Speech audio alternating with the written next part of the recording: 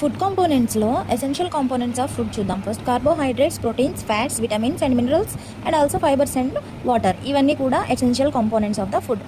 ఇందులో మనం test for starch చూద్దాం. ఫస్ట్ కార్బోహైడ్రేట్స్కి dilute iodine solution. In a test tube add few iodine crystals, then dilute it with water till it becomes light yellow brown. Test for స్టార్చ్లో first మనం dilute iodine solution అనేది తయారు చేసుకోవాలి. If dilute iodine solution added to starch sample, it turns into dark blue or black color, then it contains starch.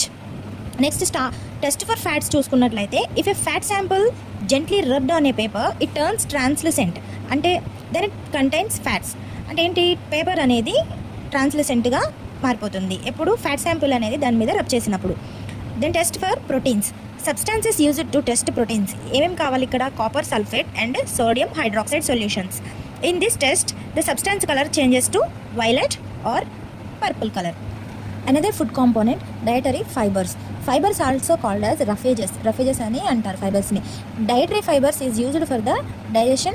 It means movement in the digestive tract and prevents constipation. ఈ మలబద్ధకాన్ని తగ్గించడానికి fibre అనేది చాలా use అవుతుంది. ఇవి sources అంటే ఎందులో దొరుకుతాయి మనకి, serials, fruits and vegetables. Next ఏంటి, ఇంకా water also one of the important component. ఇది కూడా one of the food component. ఇప్పుడు బ్యాలెన్స్డ్ డైట్లో చూసుకున్నట్లయితే సీరియల్స్, పల్సెస్ అండ్ మిల్క్ ఇవన్నీ కూడా ఎడిక్వేట్గా తీసుకోవాలి. ఇప్పుడు బ్యాలెన్స్డ్ డైట్లో fruits and leafy vegetables and green vegetables ఏదైనా కానీ ప్లెంటీగా అంటే ఎక్కువ మొత్తంలో తీసుకోవాలి. అండ్ చాలా పొదుపుగా వాడాల్సిన వాటిల్లో వనస్పతి, ఘీ, బటర్, చీజ్ ఇవి చాలా పొదుపుగా వాడాలంటే తక్కువ అమౌంట్లో వాడుకోవాలి. ఇది ఎక్కువగా వాడితే బ్యాలెన్స్డ్ డైట్ అవ్వదు. The founder of modern science of nutrition Lavoisier. ఎవరండి the founder of modern science of nutrition వచ్చేసి లెవోజియర్.